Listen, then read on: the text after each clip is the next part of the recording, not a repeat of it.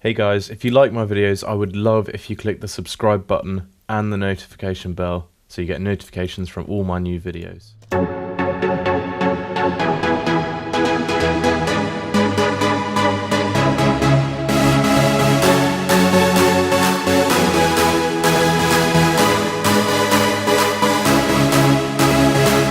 Hey YouTube, hey music producers. Today I'm back with another video and I'm going to show you how to make those big EDM, big room breakdowns with the chords and the hands in the air and all that good stuff. This tutorial is actually going to have two videos. The first one is going to be how we're going to do the chords right now and get those like big hands in the air. And then the second video will be how I actually made the saw preset in Serum. Which is relatively easy to do, and if you follow along you'll learn a little bit of sound design. So first of all I'm going to show you what I've done.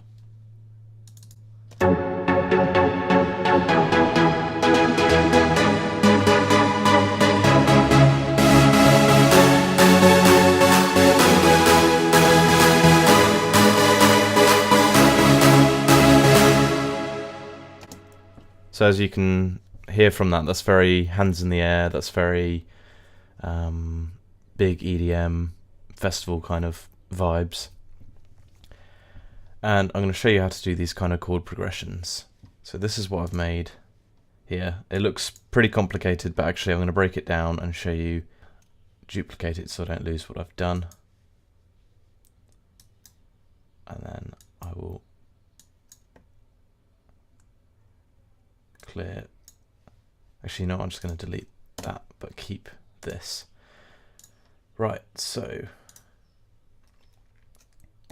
if you haven't seen my video about making melodies without knowing music theory, head over to that video because that would be very helpful before you watch this.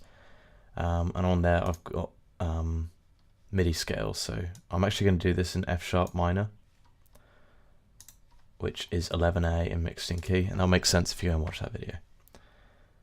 Right, anyway, so first things first, this is F-sharp minor. So I'm going to start with a pattern.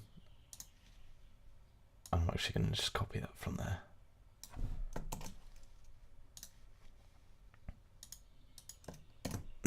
So this is my pattern.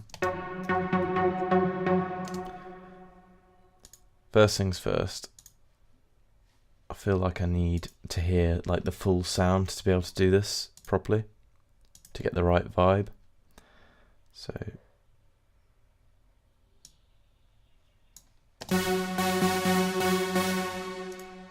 turn off the resonance as well.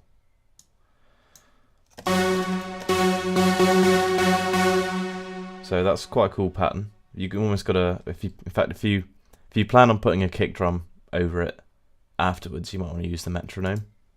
So you hear that kind of goes with it. My mouse is like going crazy for some reason. Right, and if we copy this across. See, we don't want to use the same pattern for each bar, so we need to kind of mix it up a little bit. I'm just going to see what I've done here. Copy this across. Oh my god, my mouse is going mad. Right, let's copy that there. So what I've done here is, as you can see, the pattern is slightly different. If I put it alongside, pretty similar, but just enough to keep it interesting. And what else I've done here is I've moved it down to E, which is 3, 4, 5, 6, which is the 7th note in the scale.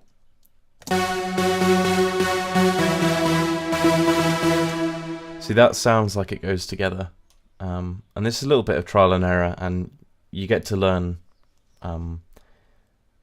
how or why it sounds good.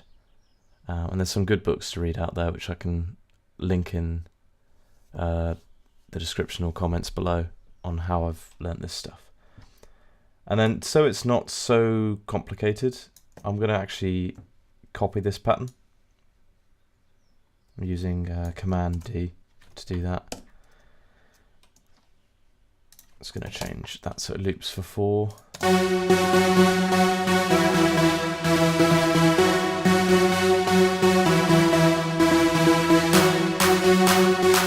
That sounds quite cool, except we obviously need a little bit of variation here. So what did I do in here? Well, I went up to G, G sharp. So, and you'll hear this is just going to sound as if it's meant to be. Right, so it goes F sharp, E, G sharp, C sharp, and the reason why this sounds so good is to do with where the notes are in the scale. So having your root note as a 2 is normally a good way to nearly finish your chords, and then ending on the 5 is an awesome way just to perfectly finish it. Just listen and you'll see what I mean.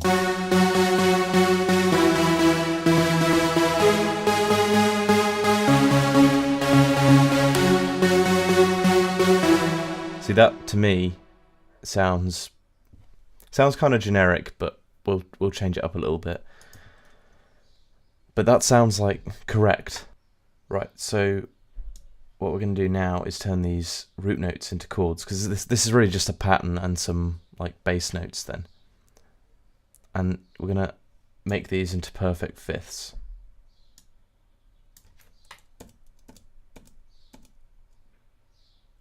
Whoops, 3, 4. And using this MIDI scale that I've got here, it's literally, to create a perfect fifth, you have to just kind of count up. So like there I just did 1 up, 2 up, 3 up, 4 up. And it's then on the 5th note in the scale. So just listen to this.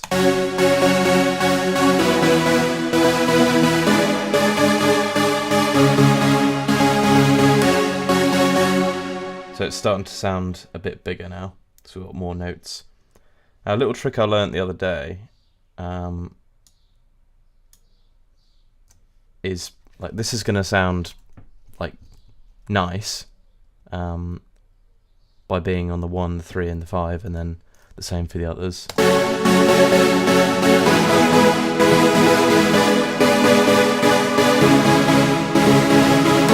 However, I really want to make this huge kind of wide, big sound. So what I'm going to do is I'm going to put the middle notes an octave up by pressing shift up with them selected, and to me this just sounds a lot better.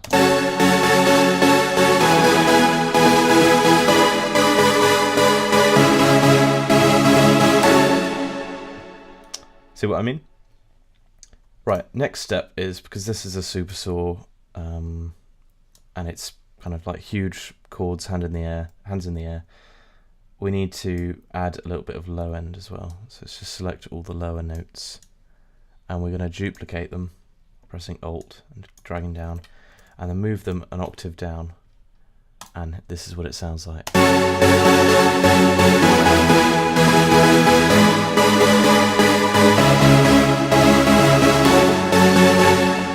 Sounds awesome.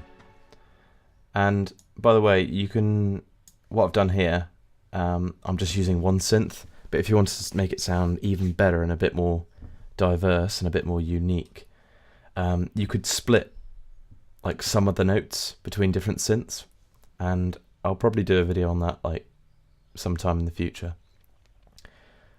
What I'm going to do here is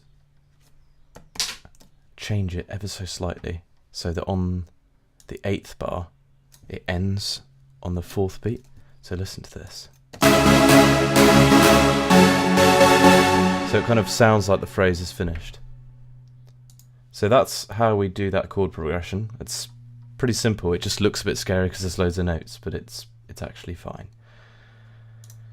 And once we add the automation in, which I'll cover in the next video, it will sound like this. So it kind of builds up a little.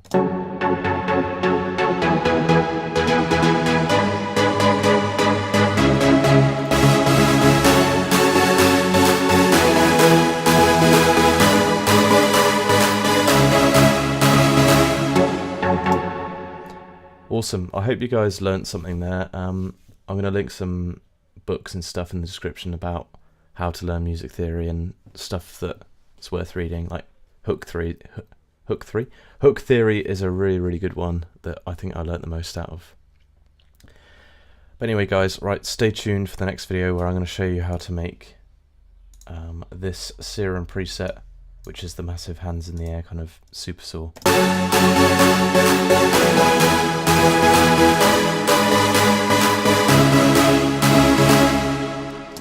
Right, subscribe, hit that notification bell, and see you in the next one.